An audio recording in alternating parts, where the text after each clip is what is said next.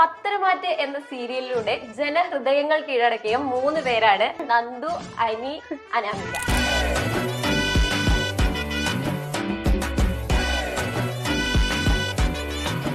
സ്നേഹിച്ചിരുന്നെങ്കിൽ ഞാൻ എപ്പോഴേ വിട്ടു തന്നെ. അനിയെ വിഷമിപ്പിക്കരുത്, നന്ദുവിന് കൊടുക്കണം. ഇതാണ് വന്നിട്ട് ഞാൻ കൊടുത്തേക്കണം. ഇതാണ് അവസാനം ഉണ്ടാവും പോകുന്നത്. മിക്കവാറും ഇവളും ആരെങ്കിലും നന്ദുവിന് അനീനെ വിട്ടുകൊടുക്കണം എന്ന് തോന്നുന്നുണ്ടോ ആൾക്കാരുടെ കമന്റും കാര്യങ്ങളൊക്കെ കാണുമ്പോ? അനാമിക കൊടുക്കൂല. രണ്ടാപ്പന്മാര് എന്റെ അടുത്ത് വന്നിട്ട് ഇത് ഞാൻ കംപ്ലൈന്റ് ചെയ്യും കേട്ടോ, ഇത് മനസ്സിലാവുന്നില്ല. ഞാൻ ഇപ്പൊ തന്നെ ഭാര്യയെ വിളിച്ച് പറയും. അതായത് ഉദ്ദേശിക്കുന്നത് എന്താ വെച്ചാൽ ഇവളെ വിളിച്ച് പറയും ഞാൻ ഇവളുടെ പുറകെ പോകുന്നത് എന്നാണ് അവർ എന്നോടും പറയാ, അതെയാ കല്യാണം കഴിഞ്ഞ ചെക്കനാ, ഇങ്ങനെയൊന്നും പുറകെ നടക്കാൻ പാടില്ല. ഞാൻ അവന്റെ ഭാര്യയെ വിളിച്ച് പറയുന്നുണ്ട്. ലവ് മാരേജ് ആയിരുന്നു. ലവ് മാരേജ് കഥയുണ്ട് കേട്ടോ, കഥയൊക്കെ ഉണ്ട്. കഥയെന്ന് പറഞ്ഞ ഇന്നൊന്നും തീരില്ല. എന്തായാലും ഷോർട്ടാക്കി പറയാം. സിംഗിൾ ആണ്. അപ്പൊ കൊറേ മെസ്സേജ് ഒക്കെ വരുന്നുണ്ടോ? ഇല്ല, അതാ ചെറുക്കനില്ല കല്യാണം കഴിക്കാൻ. എനിക്ക് എന്റെ ലൈഫ് വെച്ചിട്ട് റിസ്ക് എടുക്കാൻ താല്പര്യമില്ല. ഇപ്പൊ കല്യാണം കഴിച്ചാൽ സക്സസ് ആയില്ലെങ്കിൽ എനിക്ക് വയ്യ. ആൾക്കാർക്ക് ഭയങ്കര ദേഷ്യം തോന്നുമ്പോ പബ്ലിക്കിൽ വന്ന് അടി കിട്ടുമോ എന്നുള്ള ഒരു പേടി എവിടെയെങ്കിലും വരുമോ? നമുക്ക് കറക്റ്റ് നമ്മൾ ആ ആൾക്കാർ തന്നെയാണ്. ഈ അവര് കാണുന്ന ക്യാരക്ടേഴ്സ് റിയൽ ലൈഫിൽ അങ്ങനെ തന്നെയാണെന്നാണ് അവരുടെ മെസ്സേജുകളും ഒക്കെ ഉണ്ട്. ഞാൻ ചിലർക്ക് ചൂടായിട്ടുണ്ട്. കാരണം വിഷ്ണുവിന് ഗോപിക്ക് കൊടുത്തേക്ക് ഇങ്ങനെ റിയൽ നീ പറഞ്ഞിട്ട് പോലും വിഷ്ണു ഓൾറെഡി മാരീഡ് ആണ്, നിങ്ങൾ അങ്ങനെ പറയുന്നത്. എന്റെ വീടിനടുത്തൊരു അമ്പലത്തിലൊരു പ്രോഗ്രാമിന് നമ്മുടെ ഇതിന്റെ മുത്തശ്ശൻ വന്നിട്ടുണ്ടായിരുന്നു. അപ്പൊ ആ സമയത്ത് ഇവിടെ സീക്വൻസ് പോകുന്നത് എന്താന്ന് വെച്ച് കഴിഞ്ഞാൽ മുത്തശ്ശൻ ഹോസ്പിറ്റലൈസ്ഡ് ആണ്, ഭയങ്കര ക്രിട്ടിക്കലായിട്ട് ഹോസ്പിറ്റലിൽ കിടക്കുക. ഇത് റിയൽ ആയിട്ട് നടന്ന പരിപാടി കേട്ടോ. അപ്പൊ ഫ്ലെക്സിൽ നോക്കിയിട്ട് ഒരു അമ്മ പറയുകയാണ്, ഇതെന്ത് ഇങ്ങനെയുടെ ഫോട്ടോ, ഇങ്ങനെ ഒന്നും വരാൻ പോകുന്നില്ല, ഇങ്ങനെ അവിടെ ഹോസ്പിറ്റലിൽ കിടക്കുക. വിളിച്ചിട്ട് മറ്റേ മൂർത്തീസ് ജ്വല്ലറിയിൽ വന്നിട്ട് സ്വർണം വാങ്ങിക്കട്ടെ, അപ്പൊ നിങ്ങളൊക്കെ കാണാൻ പറ്റുമല്ലോ. അനാമിക സൂക്ഷിക്കണം. ഞാൻ പേടിച്ചിട്ടാണ് അനാമിക എന്നൊക്കെ പുറകെന്ന് വിളിച്ച പേടി. പുറത്ത് എവിടെ വെച്ച് കണ്ടാലും പറയും അനാമികയിട്ട് 2 പൊട്ടിക്കണം നന്ദു. അനാമികയുടെ അച്ഛനും അമ്മയ്ക്കും അനാമികയുടെയും ചെകിട് അടിച്ച് പൊട്ടിക്കണം, 2 ചവിട്ട് കൊടുക്കണം. ഞാൻ ആലോചിക്കാം. കുട്ടിക്കാലം മുതലേന്ന് ഞാൻ പറയില്ല, പക്ഷെ ഒരു 9th 10th തൊട്ടൊക്കെ എനിക്ക് ഭയങ്കര ആഗ്രഹമായിരുന്നു. സത്യം പറഞ്ഞാൽ ഞാൻ ഒരിക്കലും എക്സ്പെക്ട് ചെയ്തിട്ടില്ല എത്തും എന്നുള്ളത്. കാരണം വീട്ടില് അച്ഛനൊക്കെ ആണെങ്കിലും, അച്ഛൻ പുറത്താ, അപ്പൊ അച്ഛനിങ്ങനെ ഇങ്ങോട്ട് പേടിയാവും. ഇപ്പൊ ഒറ്റയ്ക്ക് അമ്മയ്ക്ക് ജോലിയുണ്ട്, അപ്പൊ മുമ്പേ ചാൻസസ് വന്നിട്ടുണ്ടെങ്കിലും ഒറ്റയ്ക്ക് വിടാൻ പറ്റില്ല. എനിക്ക് ഡോക്ടർ ആവാനായിരുന്നു ആഗ്രഹം, പക്ഷെ ഒരു ഡോക്ടർ പോയല്ലോ. എന്റെ എൻട്രി സീൻ എന്ന് പറയുന്നത് നല്ലൊരു ഫൈറ്റ് ആയിരുന്നു. അതിന് മാത്രമേ ഫൈറ്റ് മാസ്റ്റർ ഉണ്ടായിരുന്നുള്ളൂ. ബാക്കി വരുന്ന ഫൈറ്റിനൊന്നും എന്റെ ഒരു ഫൈറ്റ് ഇവൻ കൊറിയോ ചെയ്തിട്ടുണ്ട്. ഇപ്പൊ നന്ദുവിന്റെ കേസ് എടുക്കുകയാണെങ്കിൽ ഇപ്പൊ SI ആയിട്ട് അങ്ങനെ വരുന്ന ഒരു സീനൊക്കെ പ്രതീക്ഷിക്കാവോ? പ്രതീക്ഷിക്കാം. കാരണം ഇപ്പൊ ക്യാമ്പ് ക്യാമ്പിലാണ്. അപ്പൊ ക്യാമ്പിൽ നിന്ന് ഇറങ്ങിയ SI ആണ്. ഇനി മാസ് യൂണിഫോമിലൊക്കെ കാണാൻ എനിക്ക് ഭയങ്കര ആഗ്രഹമുള്ള ഒരു കാര്യമായിരുന്നു പോലീസായിട്ട് അഭിനയിക്കുക എന്നുള്ളത്. Hello hi everyone, welcome to online Malayali entertainments. It's me Shilpa. ഇന്നെന്റെ കൂടെ ജോയിൻ ചെയ്യുന്നത് പത്തരമാറ്റ് എന്ന സീരിയലിലൂടെ ജനഹൃദയങ്ങൾ കീഴടക്കിയ 3 പേരാണ്. വിഷ്ണു, ഓക്കെ ആ പേര് പറഞ്ഞ എന്തായാലും തെറ്റിപ്പോവും. ഇവരുടെ പേര് അല്ലാതെ തന്നെ പറയാം, നന്ദു, അനി, അനാമിക. ഇനി കറക്റ്റ് പേര് നിങ്ങൾ തന്നെ പറഞ്ഞു, അതായിരിക്കും നല്ലത്. ഗോപിക, വിഷ്ണു, ഗ്രീഷ്മ. ഓക്കെ, എന്തൊക്കെയുണ്ട് വിശേഷം? സുഖം. സീരിയലൊക്കെ എങ്ങനെ പോകുന്നു? അടിപൊളിയായിട്ട് പോകും. ഇപ്പോൾ ഷൂട്ട് കറന്റ് ഉണ്ടോ? നമുക്ക് ഇന്നലെ ഷെഡ്യൂൾ ബ്രേക്ക് ആയി. ഇനി അടുത്ത് 18th ആ ഒരു ടൈം ആകുമ്പോഴത്തേക്ക് സ്റ്റാർട്ട് ചെയ്യുള്ളൂ. അപ്പൊ ഒരു ബ്രേക്കിലാണ്. ഈ ഒരു ബ്രേക്ക് ടൈമില് ഷൂട്ടൊക്കെ മിസ് ചെയ്യാറുണ്ടോ? മിസ് ചെയ്യാറുണ്ടോന്ന് ചോദിച്ചു കഴിഞ്ഞാൽ നമ്മളൊരു ഡെയിലി റൊട്ടീനിൽ പോകുമ്പോ വീട്ടിൽ ചെന്ന് കഴിഞ്ഞാൽ ഇവിടെ നിന്ന് പോകുമ്പോ വിചാരിക്കും എങ്ങനെയും വീട്ടിലെത്തിയാൽ മതി. കാരണം ഉറക്കം, ഭക്ഷണം എല്ലാം ഒരു ഇതാണല്ലോ. ഫുഡ് കഴിക്കാന്നൊക്കെ പറഞ്ഞാല് അതെ, ഇവർ രണ്ടുപേരും പിന്നെ ഡെയിലി വീട്ടിൽ പോകുന്നോണ്ട് വലിയ കുഴപ്പമില്ല. ഞാന് ഇവിടെ നിക്കുന്നോണ്ട് ഫുഡും ഉറക്കവും ചെറിയൊരു ഇതാണ്. മോശമാണെന്നല്ല, പക്ഷെ എന്നാലും വീട്ടിലെ ഫുഡിന്റെ അത്ര ഒരു ഇത് വരില്ലല്ലോ.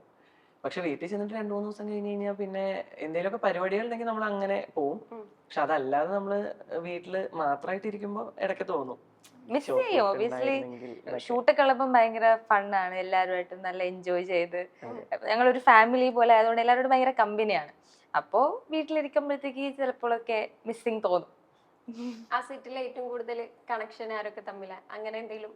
എല്ലാരും ഭയങ്കര കണക്റ്റഡ് ആണ്. ആക്ച്വലി എല്ലാരും ചോദിക്കുന്ന ഒരു ചോദ്യം, ആരായിട്ടാണ് കൂടുതൽ കണക്ഷൻ? സത്യത്തിൽ അങ്ങനെ ഒരു പരിപാടി പക്ഷെ ഞങ്ങൾ അങ്ങനെ എല്ലാവരുമായിട്ട് നല്ല കമ്പനിയാന്ന് പറയുമ്പോഴത്തേക്ക് ഞങ്ങൾ വെറുതെ പറയുന്നതെന്ന് വിചാരിക്കും. പക്ഷെ അങ്ങനെയല്ല, എല്ലാവരുമായിട്ടും ഞങ്ങൾ കറക്റ്റ് ഒരു ഫാമിലി പോലെയാണ്.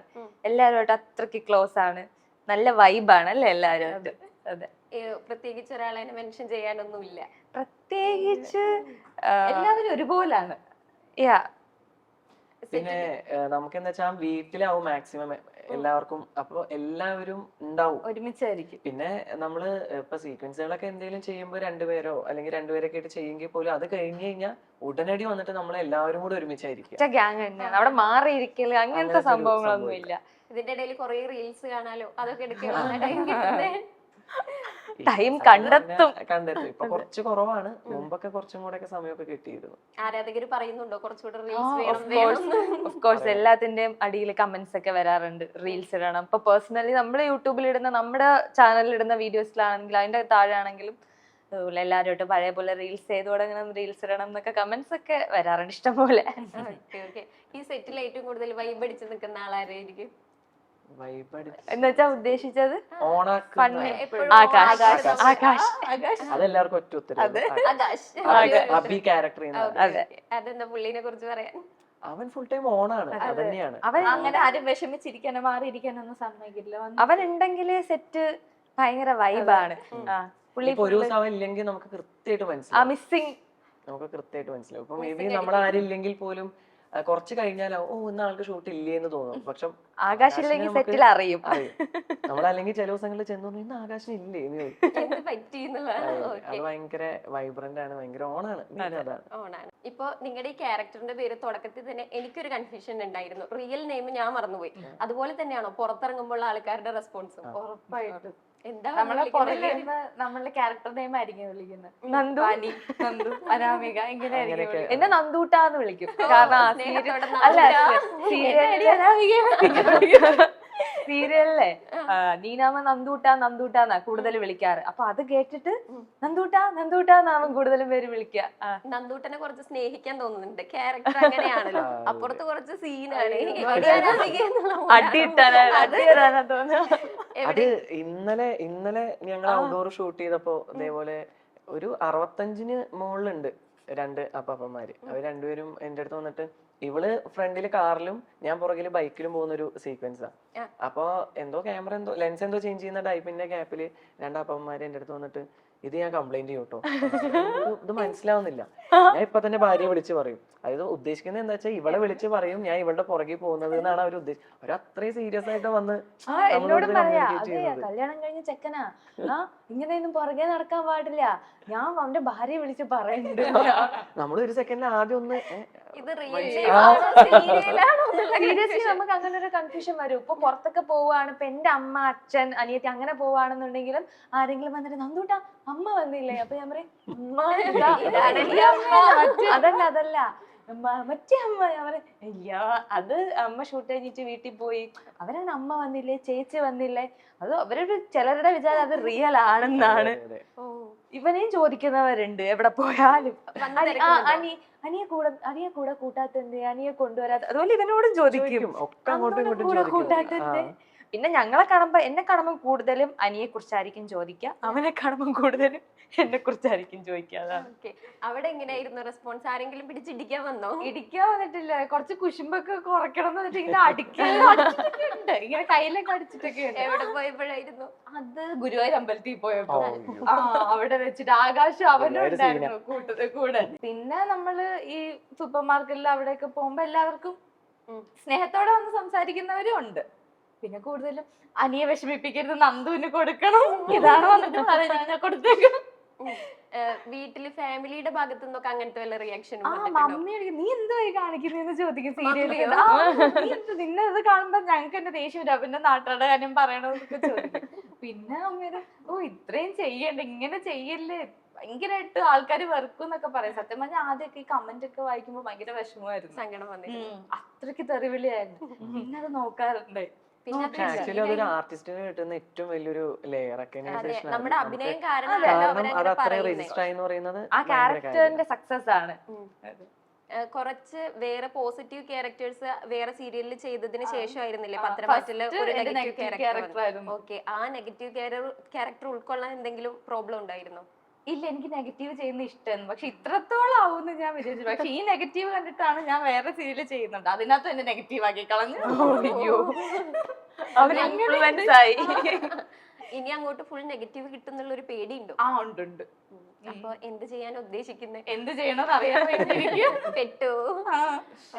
ഇഷ്ടമാണ്, നെഗറ്റീവ് ചെയ്യാൻ ഇഷ്ടമാണ്. കാരണം നമുക്ക് കുറെ ചെയ്യാനുണ്ടാവും. പക്ഷെ ഈ ആൾക്കാർക്ക് ഭയങ്കര ദേഷ്യം തോന്നുമ്പോ പബ്ലിക്കിൽ വന്ന് അടി കിട്ടുമോ എന്നുള്ള ഒരു പേടി എവിടെയെങ്കിലും വരുമോ? ആൾക്കാര് സീരിയലാണെന്നുള്ള ഒരു ബോധം ഉണ്ടാവുമായിരിക്കും. കുറെ പേർക്ക് ഏജ്ഡ് ആയ ആൾക്കാർക്ക് ആ ലെവലിൽ അത് കാണുന്നേ. അവര് ഭയങ്കരമായിട്ട് അതിലിങ്ങനെ അത്രയും ഇൻവോൾവ് ആയി നിൽക്കുന്നത്. കറക്റ്റ് നമ്മൾ ആ ആൾക്കാർ തന്നെയാണ്. ഈ അവര് കാണുന്ന ക്യാരക്ടേഴ്സ് റിയൽ ലൈഫിൽ അങ്ങനെ തന്നെയാണെന്നാണ് അവരുടെ മെസ്സേജുകളും ഒക്കെ ഉണ്ട്. ഞാൻ ചിലടത്ത് ചൂടായിട്ടുണ്ട്. കാരണം വിഷ്ണുവിന് ഗോപിക്ക് കൊടുത്തേക്ക് ഇങ്ങനെ റിയൽ നെയിം പറഞ്ഞിട്ട് പോലും അവർ ഞാൻ പറഞ്ഞു വിഷ്ണു ഓൾറെഡി മാരീഡാണ്, നിങ്ങൾ അങ്ങനെ പറയുന്നത്, ഞാൻ എന്റെ ക്യാരക്ടർ ചെയ്യാനാണ് നിൽക്കുന്നത്. അത് കട്ട് പറയുമ്പോ അവിടെ തീരും. നമ്മുടെ ക്യാരക്ടർ ആക്ഷനും കട്ടിനും ഇടയ്ക്കുള്ളത് അതവിടെ തീരും. അത് കഴിയുമ്പോ ഞങ്ങള് ഗ്രീഷ്മയും വിഷ്ണു ഗോപികയാണ്. പക്ഷെ ആൾക്കാർക്ക് അത് അവരത്രയും അതില് ഇതായിട്ട് അതിന് ഇപ്പൊ എന്റെ വീടിനടുത്തൊരു അമ്പലത്തിലൊരു പ്രോഗ്രാമിന് നമ്മുടെ ഇതിലത്തെ മുത്തശ്ശൻ വന്നിട്ടുണ്ടായിരുന്നു. അപ്പൊ ആ സമയത്ത് ഇവിടെ സീക്വൻസ് പോകുന്നത് എന്താന്ന് വെച്ച് കഴിഞ്ഞാൽ മുത്തശ്ശൻ ഹോസ്പിറ്റലൈസ്ഡ് ആണ്, ഭയങ്കര ക്രിട്ടിക്കലായിട്ട് ഹോസ്പിറ്റലിൽ കിടക്കുക. അപ്പൊ ഫ്ലക്സ് വെച്ചിട്ടുണ്ട്, ഈ ഭാഗവത സപ്താഹ യജ്ഞം അങ്ങനെ എന്തോ ആണ്. അപ്പൊ അത് വായിക്കാൻ വരുന്നത് പുള്ളിക്കാരനാണ്.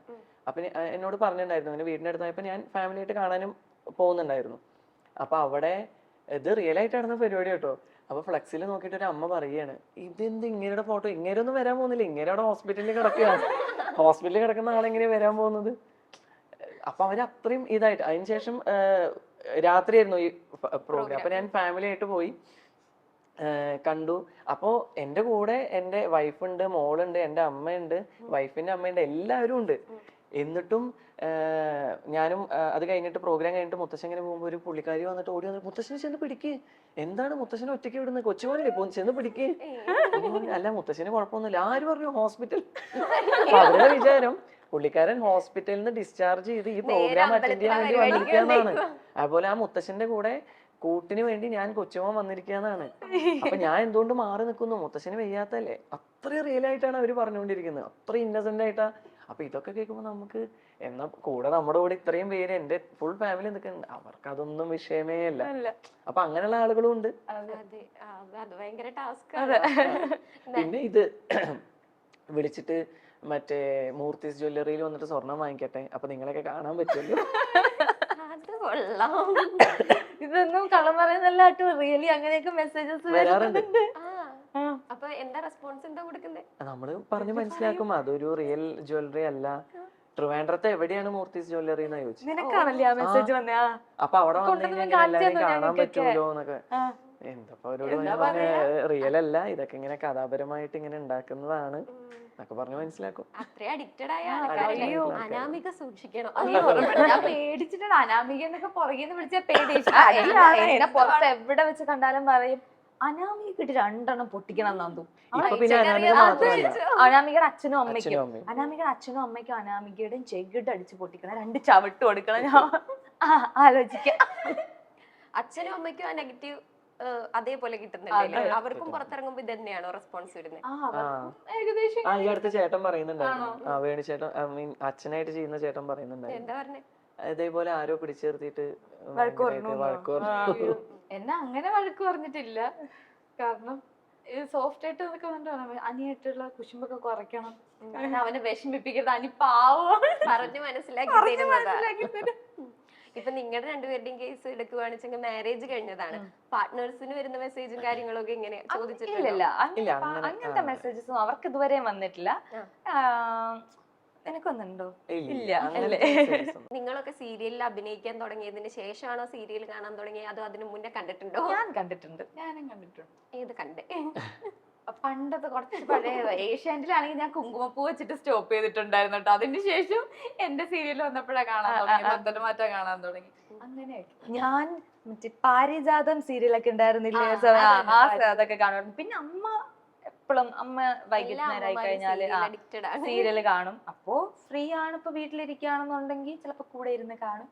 അല്ല, അത് ആ അഡിക്റ്റഡ് എന്ന് പറയുന്നതിലുപരി അവരുടെ ഒരു എന്റർടൈൻമെന്റ് അതാണ്. ഇപ്പൊ നമ്മളും ഫസ്റ്റ് അങ്ങനെയൊക്കെ കരുതിയിട്ടുണ്ടായിരുന്നു. പക്ഷെ അവർക്ക് അവരുടെ ഈ ജോലി കാര്യങ്ങളും എല്ലാം കഴിഞ്ഞ് ആ സമയങ്ങളിൽ ഒന്ന് റിലാക്സ് ചെയ്യുന്നത് ചിലപ്പോ ഇത് കണ്ടിട്ടാണ്. അവർക്ക് ഇപ്പൊ ആ ക്യാരക്ടേഴ്സ് മാത്രമേ ഉള്ളൂ. പിറ്റത്തെ ദിവസമായാലും അയ്യോ അത് അതവരുടെ ആ നിഷ്കളങ്കമായിട്ടുള്ള ആ ഒരു, എല്ലാ അമ്മമാരും അങ്ങനെയൊക്കെ തന്നെയാവും. അവർക്ക് ആ ഒരു, ഇപ്പൊ ജോലിക്ക് പോകുന്നവരല്ല, അല്ലാതെ ഇപ്പൊ ഹോം മേക്കേഴ്സ് ആയിട്ടുള്ള അമ്മമാര്, അവർക്ക് ആ ഒരു ഫാമിലി, അത് കഴിഞ്ഞാൽ പിന്നെ ഉള്ള കുറച്ച് ആളുകൾ എന്ന് പറയുന്ന ഈ സീരിയലൊക്കെ കാണുന്ന ഡെയിലി കാണുമ്പോൾ ഞങ്ങൾ ഫാമിലി മെമ്പേഴ്സ് പോലെ തന്നെയാണ്. അത് ഈ ആൾക്കാരുടെ സ്നേഹം നമുക്ക് കാണുമ്പോഴത്തേക്ക് നമുക്കത് ഫീൽ ചെയ്യാൻ പറ്റും. അവര് വന്നിട്ട് അവരുടെ വീട്ടിലുള്ള ഒരു കുട്ടിയെ പോലെ തന്നെയാണ് വന്ന് സംസാരിക്കുകയും ചിലപ്പോ ഇങ്ങനെ കവളത്തൊക്കെ പിടിച്ച് ഉമ്മ വരെ തരും, കെട്ടിപ്പിടിക്കും. അപ്പൊ അതൊക്കെ കാണുമ്പോൾ നമുക്ക് ആ ഒരു സ്നേഹം കറക്റ്റ് ആയിട്ട് നമുക്ക് ഫീൽ ചെയ്യാൻ പറ്റും. അപ്പൊ അവര് പറയും ഇങ്ങനെ, ഞങ്ങള് ഡെയിലി കാണുമല്ലേ, ഞങ്ങളുടെ വീട്ടിലൊരാളെ പോലെ തന്നെയാണ് എന്നൊക്കെ ഇങ്ങനെ പറയും. എങ്ങനെയായിരുന്നു ഈ സീരിയലിലോട്ടുള്ള എൻട്രി? ഓഡിഷൻ ത്രൂ തന്നെയായിരുന്നു. പ്രൊഡക്ഷൻ കൺട്രോളർ മെസ്സേജ് ഇട്ടു ഇൻസ്റ്റാഗ്രാം ത്രൂ. അങ്ങനെ ഓഡിഷന് പോയി, ലുക്ക് ടെസ്റ്റ് ഒക്കെ കഴിഞ്ഞു, സെലക്ട് ആയി. ആക്ടിങ് തന്നെ ആയിരുന്നു ഭയങ്കര ഇഷ്ടമായിരുന്നു. എനിക്കൊരു കുട്ടിക്കാലം മുതലേന്ന് ഞാൻ പറയില്ല, പക്ഷെ ഒരു 9th 10th തൊട്ടൊക്കെ എനിക്ക് ഭയങ്കര ആഗ്രഹമായിരുന്നു. സത്യം പറഞ്ഞാൽ ഞാൻ ഒരിക്കലും എക്സ്പെക്ട് ചെയ്തിട്ടില്ല എത്തും എന്നുള്ളത്. കാരണം വീട്ടില് അച്ഛനൊക്കെ ആണെങ്കിലും, അച്ഛൻ പുറത്താ, അപ്പൊ അച്ഛനിങ്ങനെ ഇങ്ങോട്ട് പേടിയാവും. ഇപ്പൊ ഒറ്റയ്ക്ക് അമ്മയ്ക്ക് ജോലിയുണ്ട്, അപ്പോ മുമ്പേ ചാൻസസ് വന്നിട്ടുണ്ടെങ്കിലും ഒറ്റയ്ക്ക് വിടാൻ പറ്റില്ല, അപ്പൊ കൂടെ വരാനായിട്ട് ആരുമില്ല. അപ്പൊ അങ്ങനത്തെ കുറച്ച് പ്രോബ്ലംസ് ഒക്കെ കൊണ്ട് അങ്ങനെ ഒന്നും എനിക്ക് ചെയ്യാൻ പറ്റിയിട്ടില്ലായിരുന്നു. അപ്പൊ ഒരിക്കലും പ്രതീക്ഷിച്ചില്ല. പക്ഷെ ഇങ്ങനെ ഭയങ്കരമായിട്ട് മാനിഫെസ്റ്റ് ചെയ്യുന്നു പറയും പോലെ ഞാൻ ഭയങ്കരമായിട്ട് ഇങ്ങനെ മനസ്സിൽ ഇതൊക്കെ ഇങ്ങനെ എന്നെ സ്ക്രീനിൽ കാണുന്നതും അതൊക്കെ ഭയങ്കരമായിട്ട് ഇങ്ങനെ ഇമാജിൻ ചെയ്യും. ആ ഒരു ലൈഫായി ഇപ്പൊ ഇങ്ങനെ പൊക്കോണ്ടിരിക്കുന്നത്. എങ്ങനെയായിരുന്നു ഇതിനു മുന്നേ തട്ടിമുട്ടിയും പ്രോഗ്രാമിലെ ഗസ്റ്റ് റോളിൽ വന്നിട്ടുണ്ടായിരുന്നില്ലേ? അതിനുശേഷമായിരുന്നു സീരിയലിലോട്ട് വന്നത്? അതിനുശേഷം എനിക്ക് മറ്റേ ഭാസ്കരേട്ടൻ ചേട്ടനുണ്ട്, ചേട്ടൻ ധ്രുവാണ്.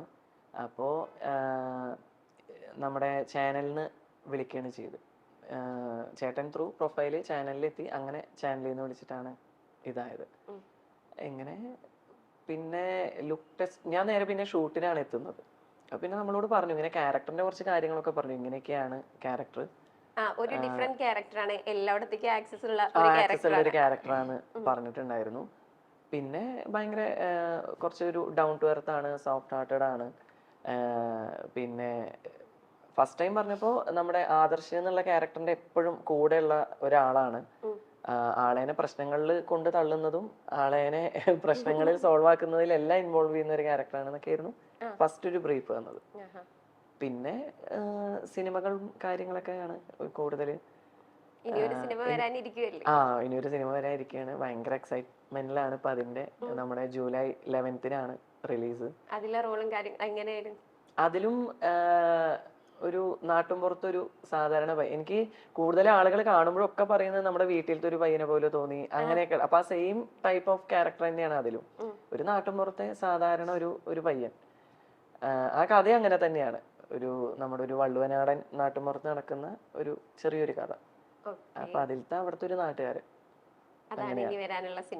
സിനിമ അത് ലാജോ സാറാണ് പ്രസന്റ് ചെയ്യാൻ പോകുന്നത്. അപ്പൊ അതിന്റെയൊക്കെ കുറെ അല്ല, അത് ഓൾറെഡി സീരിയൽ വരുന്നതിന് മുമ്പ് ഷൂട്ട് കഴിഞ്ഞതായിരുന്നു. ഏകദേശം 2 വർഷമായി ഇപ്പൊ അതിന്റെ ഷൂട്ട് കഴിഞ്ഞിട്ട്. പിന്നെ അതിന്റെ ഒരു സോങ് സീക്വൻസ് സീരിയലിന്റെ ഒരു ഫസ്റ്റ് ഷെഡ്യൂളൊക്കെ നടക്കുന്ന ടൈമിലായിരുന്നു. അതിന്റെ ഒരു ഫൈനൽ ഒരു സോങ് മാത്രം ആ ടൈമിലായിരുന്നു. എക്സൈറ്റ്മെന്റിലാണ്. അത് ഈ പറഞ്ഞ പോലെ കുറച്ച് നമുക്ക് ഒരുപാട് താരങ്ങളൊന്നുമില്ല അതില് പറയത്തക്ക ഇന്ന ആളുടെ ഫിലിം എന്ന് പറയാൻ ഒരാളില്ല. അപ്പൊ അതുകൊണ്ട് അതിൻ്റെതായിട്ടുള്ള കുറച്ച് പ്രശ്നങ്ങൾ പടത്തിനുണ്ട്. അതുകൊണ്ടാണ് ചെറിയൊരു ഡിലേ ഒക്കെ വന്നത്. മുന്നേ സീരിയലുകൾ ചെയ്തിട്ടുണ്ടല്ലോ, അതിലോട്ട് വന്നത് എങ്ങനെയായിരുന്നു? എന്നെ ആദ്യം വിളിക്കുന്ന സന്ധ്യ രാജേന്ദ്രനാണ്, കാളിദാസ്. അപ്പം ആന്റിയുടെ അത് പ്രണയവർണ്ണങ്ങൾ കൊല്ലത്തായിരുന്നു ഷൂട്ട്. അപ്പം KK രാജീവ് സാറിന്റെ. അപ്പം ഇൻസ്റ്റയിൽ എന്നെ ഫോട്ടോ കണ്ടിട്ട് ആന്റി വിളിച്ചതായിരുന്നു. ഓഡീഷൻ ഒന്നും ഇല്ലായിരുന്നു, സ്ട്രെയിറ്റ് പോവാ അഭിനയിക്കുന്നത്. സത്യം പറഞ്ഞാൽ വലിയൊരു ഭാഗ്യമായിരുന്നു. പിന്നെ എനിക്ക് അഭിനയിക്കാൻ വലിയ ആഗ്രഹമൊന്നും ഉള്ള കൂട്ടത്തിലല്ലായിരുന്നു ഞാൻ. അല്ലായിരുന്നു. പിന്നെ വന്നപ്പം മമ്മിയൊക്കെ പറഞ്ഞു പോ, ഇങ്ങോട്ട് വന്ന് വിളിച്ചല്ലേ, അപ്പൊ പോ, എന്തിനാ അഹങ്കാരം കാണിക്കുന്നതൊക്കെ പറഞ്ഞു. അങ്ങനെ പോയതാണ്. ആദ്യം രാജീവ് സാറിന്റെ കൂടെ വർക്ക് ചെയ്യാൻ പറ്റി. അപ്പം അങ്ങനെയാണ് ഈ സീരിയലിലേക്ക് ഒരു എൻട്രി വന്നത്. ഓക്കെ, ഈ അഭിനയം അല്ലായിരുന്നെങ്കിൽ പിന്നെ എന്ത് ചൂസ് ചെയ്തിരുന്നു? എനിക്ക് ഡോക്ടർ ആവാനായിരുന്നു ആഗ്രഹം, പക്ഷെ ഡോക്ടർ ആയില്ല. അയ്യോ, ഒരു ഡോക്ടർ പോയല്ലോ, ഒരു ഡോക്ടറിനെ നഷ്ടപ്പെട്ടു. പിന്നെ ഞാൻ BSc മാത്സാ പഠിച്ചത്. മാത്സിൽ പുലിയാണ്. മാത്സിൽ പുലിയല്ല, മാത്സ് പഠിക്കേണ്ടി വന്നു. ഒരു ആരും പറഞ്ഞില്ല. കുറച്ച് മാത്സിലെ ഡൗട്ട് ചോദിക്കും, ഇപ്പൊ ക്ലിയർ ചെയ്തു. അതെ, അയ്യോ വേണ്ട. ഇത് ആക്ടിങ്ങിൽ വന്നില്ലായിരുന്നെങ്കിൽ എന്ത് ഫീൽഡ് ചൂസ് ചെയ്തിരുന്നു രണ്ടുപേരും? ഇപ്പൊ അവിടെ ഡോക്ടർ പറഞ്ഞു. പറയേ. ഞാന് എഞ്ചിനീയറിംഗ് ഒക്കെ ആയിരുന്നു കഴിഞ്ഞത്. അപ്പൊ പിന്നെ അതിനോട് റിലേറ്റ് ചെയ്ത് എന്തെങ്കിലുമൊക്കെ, പക്ഷെ ആ സമയം മുതൽ നമുക്ക് ഈ ഒരു പരിപാടി ഇങ്ങനെ മനസ്സിലുള്ളതുകൊണ്ട് ചിലപ്പോ ഇതിന്റെ തന്നെ എന്തെങ്കിലും, ഞാൻ സത്യം പറഞ്ഞാൽ ഈ ഫീൽഡിൽ ഇനിയിപ്പോ ചെയ്യാൻ ബാക്കി ഒന്നുമില്ല. അത്യാവശ്യം എല്ലാ പരിപാടികളും ഇങ്ങനെ പല സമയത്തും പല സ്ഥലങ്ങളിലായിട്ട് ഇതിന്റെ എല്ലാ ഫീൽഡിലും ഞാൻ ചെയ്തിട്ടുണ്ട്. ഞാൻ ഡിറക്ഷൻ ഫീൽഡിൽ ചെയ്തിട്ടുണ്ട്, പിന്നെ പ്രൊഡക്ഷൻ ഫീൽഡിൽ ചെയ്തിട്ടുണ്ട്, ക്യാമറ ഡിപ്പാർട്ട്മെന്റിൽ ചെയ്തിട്ടുണ്ട്, ലൈറ്റ് ഡിപ്പാർട്ട്മെന്റിൽ ചെയ്തിട്ടുണ്ട്, അങ്ങനെ ഒരുവിധം എല്ലാ ഡിപ്പാർട്ട്മെന്റിലും ചെയ്തിട്ടുണ്ട്. അപ്പോൾ നമുക്ക് ഈ പറഞ്ഞ ചിലപ്പോൾ എനിക്ക് തോന്നുന്നു നമ്മളൊരു ഒറ്റപ്പാലംകാരനായതിൻ്റെ ഒരു ഇതാവും. നമ്മൾ ചെറുപ്പം മുതലേ ഈ ഷൂട്ടിങ്ങുകളും കാര്യങ്ങളെല്ലാം കണ്ട് കണ്ട് കണ്ട് ഭയങ്കര താല്പര്യമായിരുന്നു ഇതിലേക്ക് വരാനൊക്കെ. പിന്നെ വരിക്കാശ്ശേരി മനയുടെ അടുത്തൊക്കെ തന്നെയാണ് വീട്. അപ്പോൾ സ്ഥിരം ഇങ്ങനെ കാണാം. അപ്പോൾ നമ്മൾ ചെറുപ്പത്തിൽ സ്കൂളിൽ വെക്കേഷനൊക്കെ വന്നു കഴിഞ്ഞാലും ലീവ് ദിവസങ്ങളിലൊക്കെ കളിക്കാൻ പോയിരുന്ന സ്ഥലമാണ് ഈ വരിക്കാശ്ശേരി മന. അപ്പോൾ അവിടെ ഷൂട്ട് നടക്കും, നമ്മളപ്പുറത്ത് കളിക്കും, അങ്ങനെയൊക്കെ ആയിരുന്നു. പിന്നെ പിന്നെ നമുക്കിത് ഇതിൻ്റെ ഒരു സംഭവം മനസ്സിലായി തുടങ്ങി. അതായത് നമ്മളിങ്ങനെ ഷൂട്ടിങ് കാണുന്ന സാധനം പിന്നീട് നമ്മൾ TV-യിൽ കാണുന്നു, തിയേറ്ററിൽ പോയി കാണുന്നു. അപ്പോൾ ഈ കൊള്ളാം, ഈ പ്രോസസ്സ് എന്താന്നുള്ള അങ്ങനെ അങ്ങനെ അങ്ങനെ അതിലേക്കൊരു ഇൻട്രസ്റ്റ് ആയതാണ്. ഓക്കെ, എങ്ങനെയായിരുന്നു? എനിക്ക് ആക്ച്വലി നമ്മളൊരു ഫ്യൂച്ചറിനെ കുറിച്ച് ജോബ് സംഭവങ്ങളൊക്കെ ചിന്തിച്ചു തുടങ്ങുമ്പോഴേ എനിക്ക് ഈ ഒരു 10 to 5 ജോബ് ആ ഒരു ഇതിനോട് എനിക്ക് താല്പര്യം ഉണ്ടായിരുന്നില്ല. എനിക്ക് ഇഷ്ടമുള്ള എന്തെങ്കിലും ഒരു കാര്യം, അപ്പോൾ അത് നമുക്കൊരു ഹാപ്പിനെസ് കിട്ടുമല്ലോ. നമുക്ക് ചെയ്യുന്നതിൽ നിന്നുള്ള പൈസ മാത്രമല്ലല്ലോ, ക്യാഷ് മാത്രമല്ല, എനിക്ക് ആ ഒരു പാഷൻ, ഈ അഭിനയം ഇഷ്ടമാണ് ഒബ്വിയസ്ലി, പക്ഷെ അതിനുള്ളൊരു ഇത് അപ്പം ഇല്ലായിരുന്നു. അപ്പോൾ എനിക്ക് നെക്സ്റ്റ് എന്ന് പറഞ്ഞാൽ എനിക്ക് മേക്കപ്പ് ആർട്ടിസ്റ്റ് ആവാൻ ഭയങ്കര ആഗ്രഹമായിരുന്നു. ആക്ച്വലി ഞാൻ അത് പഠിച്ചു. ആക്ച്വലി പിന്നെ +2 കഴിഞ്ഞു, ഡിഗ്രി എടുക്കണം എന്ന് വീട്ടിൽ ഒരേ നിർബന്ധം. +2 കഴിഞ്ഞപ്പോഴേ ഞാൻ പറഞ്ഞു, ഇതൊന്നും എടുത്തിട്ട് ഒരു കാര്യമില്ലമ്മ, ഞാൻ ഈ ജോലിക്കൊന്നും പോകാൻ പോകുന്നില്ല, എനിക്കിതേപോലെ കോസ്മെറ്റോളജി പഠിക്കാനാണ് ആഗ്രഹം പറഞ്ഞു. പക്ഷെ അവർക്കൊരു ഡിഗ്രി എടുക്കാൻ ഓക്കെ എടുക്കാം, അങ്ങനെ ഡിഗ്രി എടുത്തു. BA കംപ്ലീറ്റ് ചെയ്തതിന് ശേഷം ദെൻ ഞാൻ കോസ്മെറ്റോളജി കോഴ്സ് 1 year എടുത്തു. ഒരു 6 months ഡിപ്ലോമ കഴിഞ്ഞു, എക്സാം ഒക്കെ കഴിഞ്ഞു, സർട്ടിഫിക്കറ്റ് ഒക്കെ കിട്ടി. ആ സമയത്താണ് സീരിയലിലോട്ടുള്ള എൻട്രി. അപ്പൊ ഇതില്ലായിരുന്നുണ്ടെങ്കിൽ ഓഫ് കോഴ്സ് മേക്കപ്പ് ആർട്ടിസ്റ്റ് തന്നെ ആയിരിക്കുമായിരുന്നു. അതിലൂടെ പിന്നെ എനിക്ക് അപ്പോഴേ ഞാൻ ഫോട്ടോഷൂട്ട് സംഭവങ്ങൾ, മോഡലിംഗ് അതൊക്കെ ചെയ്യുന്നുണ്ടായിരുന്നു. അപ്പൊ അങ്ങനത്തെ ഒരു ലൈഫ് തന്നെ ആയിരിക്കുമായിരുന്നു എന്റേത്. ഓൾറെഡി ഫാമിലി സപ്പോർട്ട് ആയിരുന്നു. പിന്നീട് ഒരു +2 ഒക്കെ ഇതൊക്കെ കഴിഞ്ഞപ്പോഴത്തേക്കും പിന്നെ പ്രശ്നം ഉണ്ടായിരുന്നില്ല. ഇതിനിടയ്ക്ക് മാരേജ് കഴിഞ്ഞു. മാരേജ് കഴിഞ്ഞിട്ട് 3 years ആയി. അവിടെ ആണെങ്കിലും ഭയങ്കര സപ്പോർട്ട് തന്നെയാണ്. ഹസ്ബൻഡ് ആണെങ്കിലും ഫാമിലി ആണെങ്കിലും ഒക്കെ എല്ലാവരുടെയും സപ്പോർട്ട് ഉണ്ട്. ലവ് മാരേജ് ആയിരുന്നു. കഥയുണ്ട് കേട്ടോ, കഥയൊക്കെ ഉണ്ട്. കഥയെന്ന് പറഞ്ഞ ഇന്നൊന്നും തീരില്ല. എന്തായാലും ഷോർട്ടാക്കി പറയാം. 8 വർഷത്തെ റിലേഷൻ ആയിരുന്നു. 10th പഠിക്കുമ്പോ തുടങ്ങിയതാണ്. അങ്ങനെ എത്തി, കല്യാണം വരെ എത്തി. കല്യാണം കഴിഞ്ഞു അങ്ങനെ പോകുന്നു. അവിടെ ലവ് മാരേജ് ആയിരുന്നു? അല്ല, അറേഞ്ച്ഡ് ആയിരുന്നു. ആണോ? ഓക്കെ. സിംഗിൾ ആണ്. അപ്പൊ കൊറേ മെസ്സേജ് ഒക്കെ വരുന്നുണ്ടോ? ഇല്ല, അതാ ചെറുക്കനില്ല കല്യാണം കഴിക്കാൻ. അത് നല്ല ചെറുക്കന്മാരുടെ ആലോചനകൾ ക്ഷണിക്കുന്നുണ്ടോ? ഇതൊരു അവസരമായി മാറ്റി. ഈ അവസരത്തിലൂടെ കല്യാണമേ വേണ്ട. അതെന്താ അങ്ങനെ ഒരു തീരുമാനം? വെറുതെ നമുക്കിപ്പോ സമാധാനം ഉണ്ട്. അപ്പൊ കല്യാണം കഴിഞ്ഞാൽ സമാധാനം ഇല്ലാന്നാണോ പറഞ്ഞു? ഡിപ്പെൻസ് ആണ്. ഡിപ്പെൻസ് ആണ്. നമുക്ക് കിട്ടുന്ന അതെ ആളനുസരിച്ച് കിട്ടുന്ന ആളാണ്. എനിക്ക് എന്റെ ലൈഫ് വെച്ചിട്ട് റിസ്ക് എടുക്കാൻ താല്പര്യമില്ല. ഇപ്പൊ കല്യാണം കഴിച്ചാൽ സക്സസ് ആയില്ലെങ്കിൽ എനിക്ക് വയ്യ. പേടിയാണ്. അനാമികനെ പോലെ ഒരു കുശുംബി ക്യാരക്ടർ ആണോ റിയൽ ലൈഫില്? അല്ല അല്ല, പാവാണ്. ഇവരടുത്ത് ചോദിച്ചോ. അല്ല അനാമികയായിട്ട് ഒരു ബന്ധു അനാമികയായിട്ട് ഒരു ബന്ധവുമില്ല. ഒരു ഗ്രീഷ്മയ്ക്ക് ബന്ധവുമില്ല, ഭയങ്കര നല്ല പാവാണ്. അനാമിക എന്ന് പറയുമ്പോഴത്തേക്ക് എല്ലാത്തിനും കുശുമ്പുള്ള കുറച്ച് ഭയങ്കര ഇതായിട്ടുള്ള ഒരു ക്യാരക്ടറാണ്. ഗ്രീഷ്മ കൂളാണ്. നന്ദു എങ്ങനെ? അത് പാവാ. ഞാൻ അപ്പുറത്ത് ചോദിച്ചോളാം. അവള് ക്യാരക്ടർ പോലെ തന്നെയാണ്. ബോൾഡും ആണ്, പാവവുമാണ്. ഓക്കേ.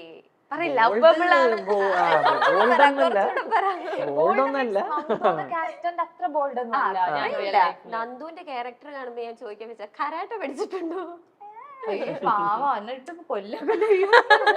ഇവിടെ ഈ പറഞ്ഞ പോലെ ഒന്നും ഭയങ്കര എന്താ പറയാ ഒരു നോർമൽ കുട്ടിയാണ്. പക്ഷെ ഡേ ബൈ ഡേ ഇങ്ങനെ ചേഞ്ച് ചെയ്ത് അങ്ങനെ പക്ഷെ ഞാൻ പറയട്ടെ, ആ ക്യാരക്ടറിലൂടെ ഗോപിക കുറച്ച് ബോൾഡ്.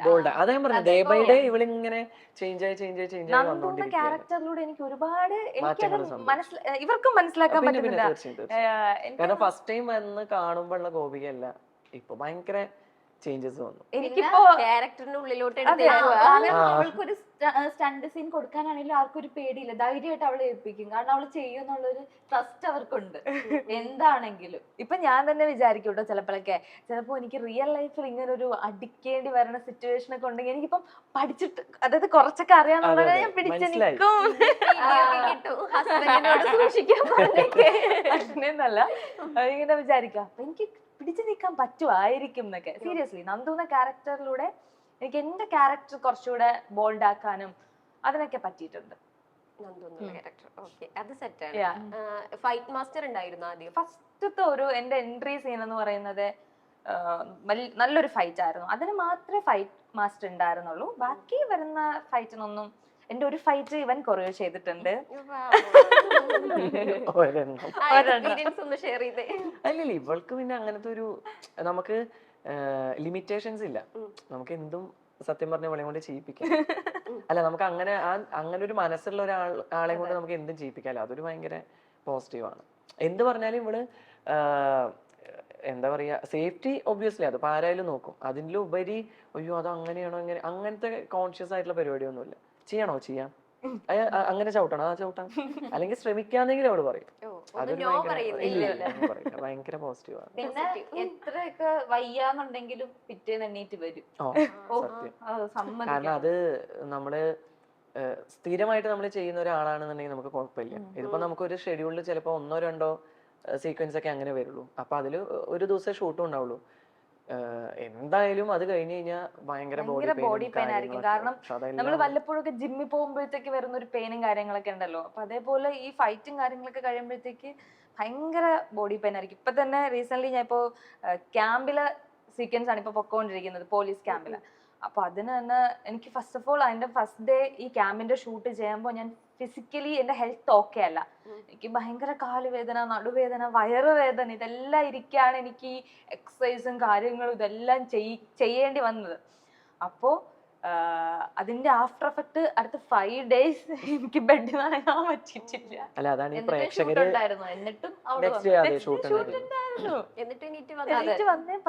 പ്രേക്ഷകര് അറിയേണ്ട ഒരു കാര്യമാണ്. നമ്മള് കാണുമ്പോ നമുക്ക് ആ ജസ്റ്റ് ഒരു അല്ലെങ്കിൽ ഒരു ഫൈറ്റ് ഒക്കെ കുറച്ച് സമയം കൊണ്ട് പോകും. അത് സീരിയലിനല്ല, സിനിമയാണെങ്കിലും എല്ലാം നമ്മൾ ആ ക്രിയേറ്റ് അല്ലെങ്കിൽ ബിഹൈൻഡ് ദ ക്യാമറ എടുക്കുന്ന ഒരു എഫേർട്ട് എന്ന് പറയുന്നത് ഭയങ്കര വലുതാണല്ലോ.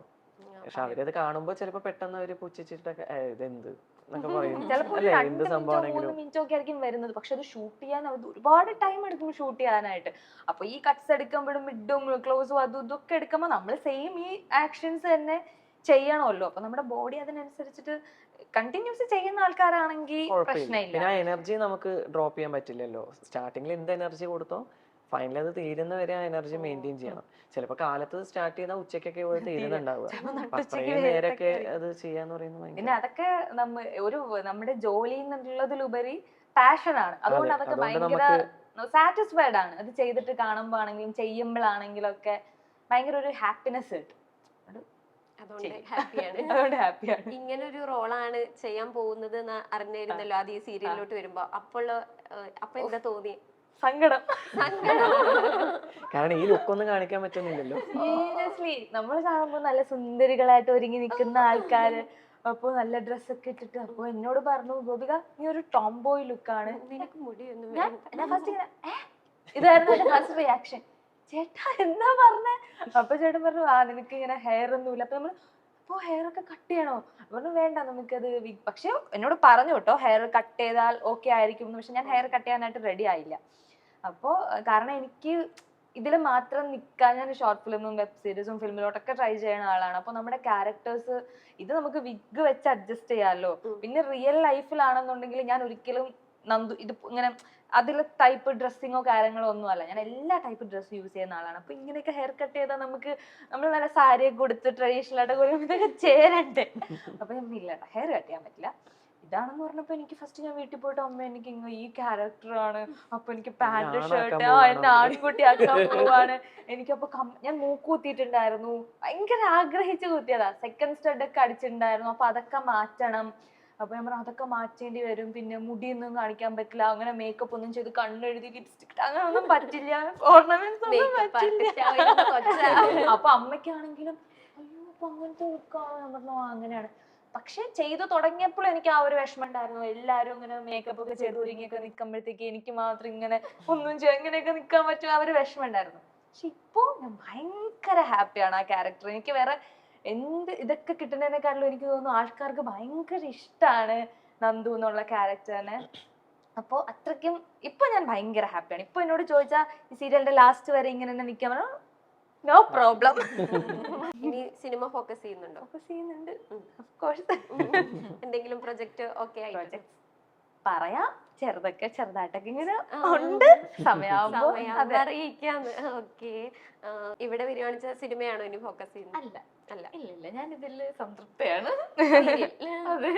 അനാമികയില് അല്ല ഇവളുടെ കണ്ട ഭയങ്കര എനിക്ക് പോസിറ്റീവ്, ഭയങ്കരമായിട്ടുള്ള ഒരു പോസിറ്റീവ് തോന്നിയത് എന്താ വെച്ചാൽ ഇവള് ഭയങ്കര ഹാപ്പിയാണ്.